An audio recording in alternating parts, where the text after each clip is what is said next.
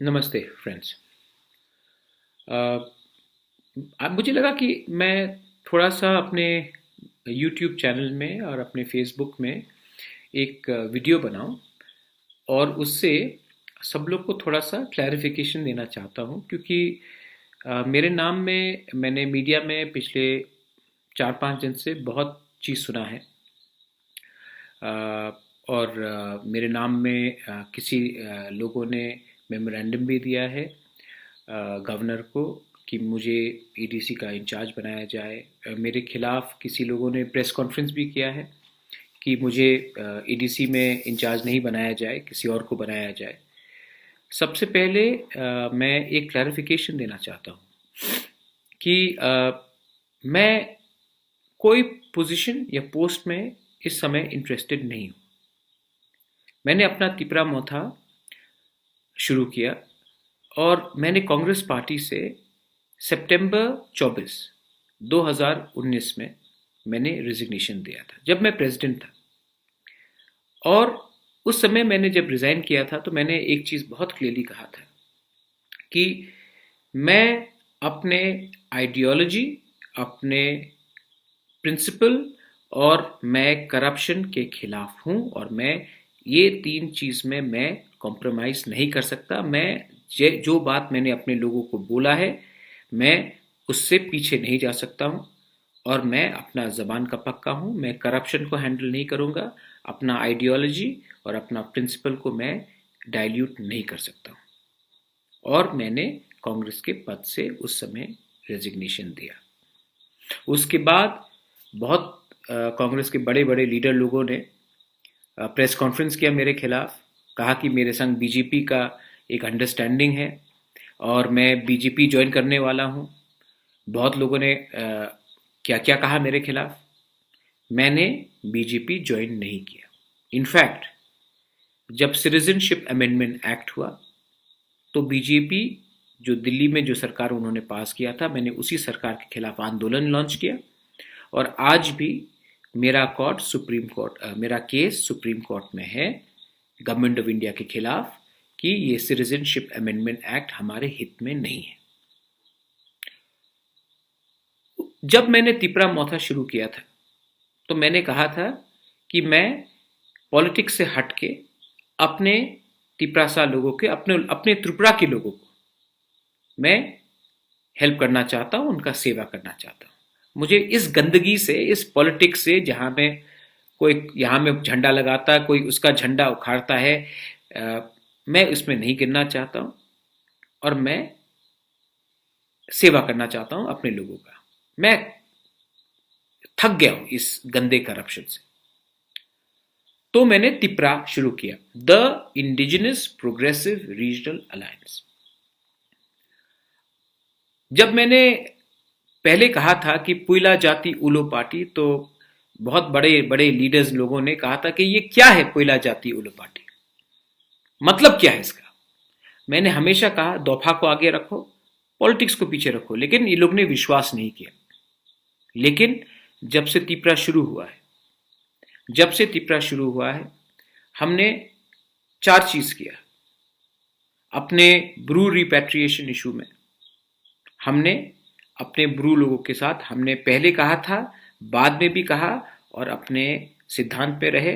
और आज Bru rehabilitation का पैकेज हुआ है जिसमें त्रिपुरा भी शामिल है।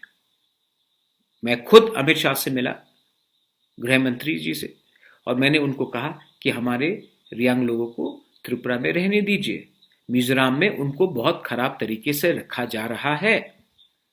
उन्होंने मेरा बात स्वीकार किया। और नरेंद्र मोदी जी ने और अमित शाह ने खुद पार्लियामेंट में ये कहा है और पब्लिक रैली में कहा है कि हम अपने रियांग को त्रिपुरा में अब एक सम्मान का जिंदगी देना चाहते हैं। बस बात खत्म, कोई पॉलिटिक्स नहीं है। मैंने अपने रियांग लोगों के लिए बात किया, कोई पॉलिटिक्स नहीं किया। उसके बाद सिटीजनशिप अमेंडमेंट एक्ट हुआ। जो लोग इतना कंप्लेन करते हैं, जो लोग इतना बात करते हैं, नेता लोग इतना बात करते हैं, सीएए में सिर्फ पताल कन्या और मैंने ही केस फाइल किया है। तो उसमें भी हमने अपना सिद्धांत में ही केस फाइल किया। आज भी ये केस चल रहा है और मैं आशा करता हूं कि एक दिन आएगा जब सीएए हमारे त्रिपुरा में लागू नहीं होगा। तीसरा चीज, एनआरसी।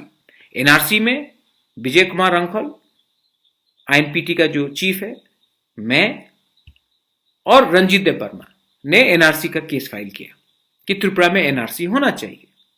जाति, धर्म के और भाषा में नहीं, लेकिन एनआरसी होना चाहिए, जैसे आसाम में हुआ है, और एक अच्छे तरीके से जहां में आप किसी को डिस्क्रिमिनेट ना करें। बहुत लोगों ने बोला था कि हम चाहते हैं, लेकिन किसी ने नहीं किया, हमने किया, और ये भी पार्टी को देखकर नहीं किया, नॉन पॉलिटिकली किया।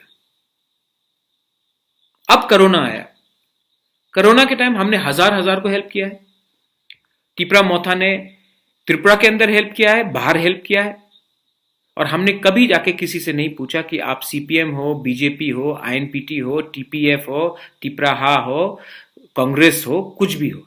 हमने जाकर सिर्फ अपने तिपरासा को देखा है, और इस तिपरासा में मोग है, चाकमा है, काइपेंग है, रांगखोल है, सब है, और मैंने सबको हेल्प किया, और हमने टिपरा मोथा ने सबको हेल्प किया।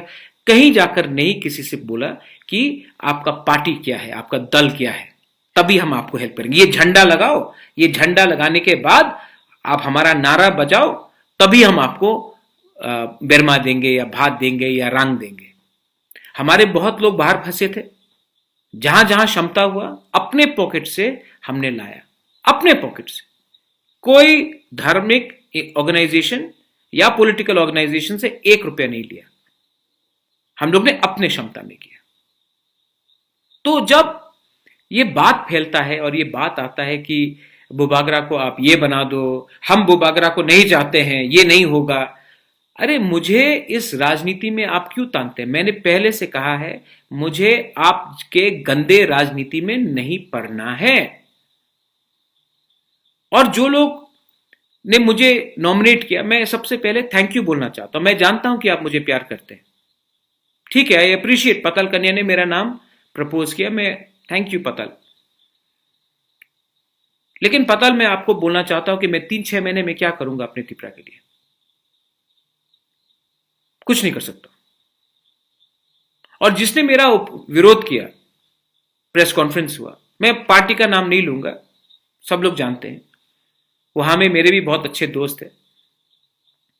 मैंने उस प्रेस कॉन्फ्रेंस के एक दिन पहले ही क्लैरिफाई कर दिया था कि मुझे पोस्ट नहीं चाहिए, मुझे पद नहीं चाहिए। मैंने एक दिन पहले क्लैरिफाई कर दिया था।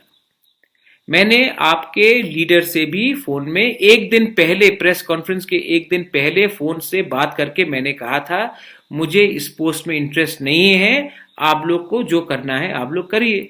उसके बाद आपने प्रेस कॉन्फ्रेंस किया, क्या दरकार था? लेकिन आपने किया है, चलिए हो गया, मैं नाम नहीं लूंगा, लेकिन आप लोग को भी मेच्योरिटी दिखाना चाहिए।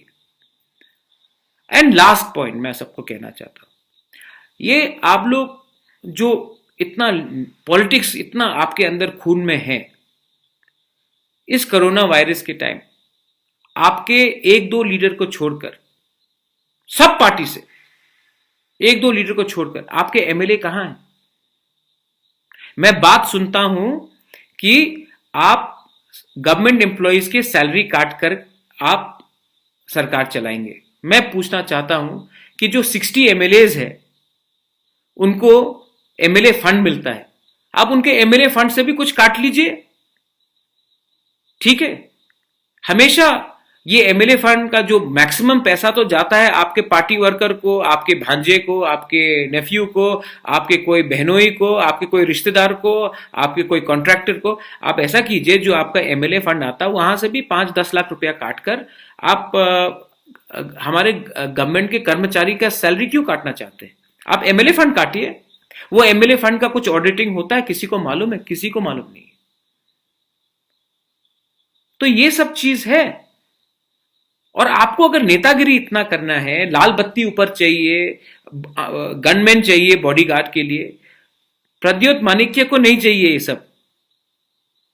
मुझे अगर अपने लोगों के लिए काम करना है, मुझे लाल बत्ती भी नहीं चाहिए, मुझे गनमैन भी नहीं चाहिए। मैं अपना काम कर रहा हूं, आप अपना राजनीति कीजिए, मैं अपना काम कर रहा हूं। और इस गंदे राजनीति में आप मुझे मत तानिए। मैं भी पॉलिटिक्स में था, मैं भी पॉलिटिक्स जानता हूं। यह समय पॉलिटिक्स का नहीं है। कोरोना से बहुत लोग आज अस्पताल में है, क्वारंटीन में है, बहुत लोगों का नौकरी चला गया है, हमारा इकोनॉमी बहुत मुश्किल में है। यह समय है हमको कंस्ट्रक्टिवली एक संग होकर अपने राज्य के लिए काम करने के लिए। आपको इलेक्शन का चिंता है भाई, और इलेक्शन में आप क्या करेंगे? झंडा गाड़ेंगे, कोई झंडा उखाड़ेगा, कोई ये बोलेगा, कोई ये बोलेगा। अरे ये एडीसी क्या होने वाला है? हमने तो डायरेक्ट फंडिंग मांगा था, आज तक डायरेक्ट फंडिंग मिला नहीं। सीए में आपका क्या पोजीशन है? एनआरसी में आपका क्या पोजीशन है? तो ये सब चीज भी तो है ना। आप डिमांड इलेक्शन के पहले करते हो, इलेक्शन खत्म, आपका डिमांड खत्म, आप लोग सब वीआईपी बन गए। ये नहीं चलेगा। आप लोग अपना काम कीजिए, तिपरा मोथा अपना काम करेगा। लास्ट में बहुत लोग आज भी बाहर फंसे हुए हैं।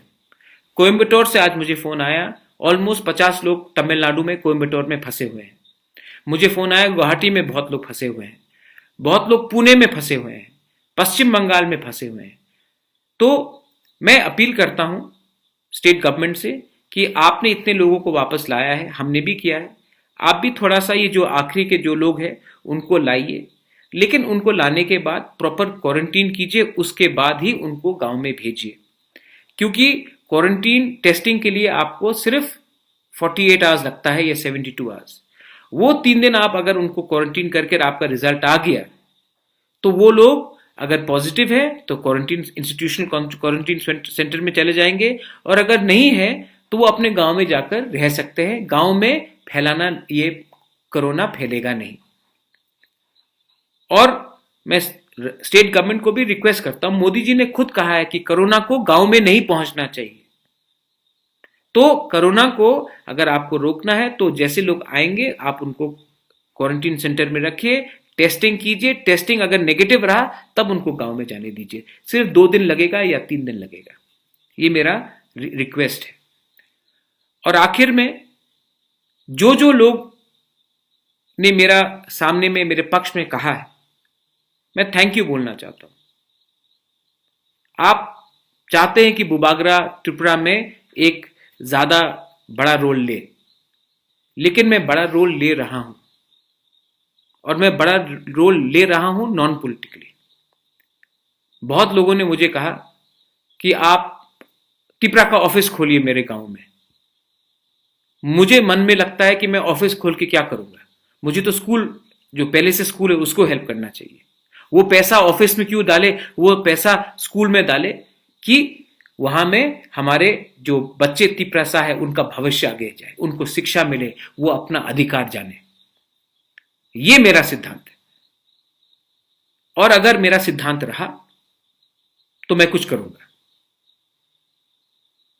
लास्ट में जो लोग मेरे खिलाफ हैं, अगर आप मेरे खिलाफ हैं तो डायरेक्टली आके बोलिए। मैं पीछे से किसी के ऊपर वार नहीं करता हूं, आप भी पीछे से अटैक मत करो। अगर आपको लगता है कि अगर बुबागरा उठेगा तो आपका भविष्य खत्म होगा, तो आप गलत फहमी में हैं। मैं आपके खिलाफ नहीं हूं, मैं करप्शन के खिलाफ हूं, मैं अपने लोगों के अधिकार के पक्ष में हूं। अगर आपको लगता है कि इसके बाद भी मैं आपके खिलाफ में हूं, तो हां, मैं शायद आपके खिलाफ हूं, क्योंकि आप तब करप्ट और हमारे तिपरासा के संग नहीं है। यही मेरा मैसेज है। मैं अपने तिपरा मोथा को बोलता हूं, रिएक्ट मत करो, अभी भी बहुत काम है। हमें अपने कामी में काम करना है, अपने दोफा में काम करना है, और थांचा चाहिए। थांचा होगा तो ये लोग सब समय में हट जाएंगे, हम लोग आएंगे। We will rise, we will be one, we are Tipra. बेलाइनो हम बाय। धन्यवाद।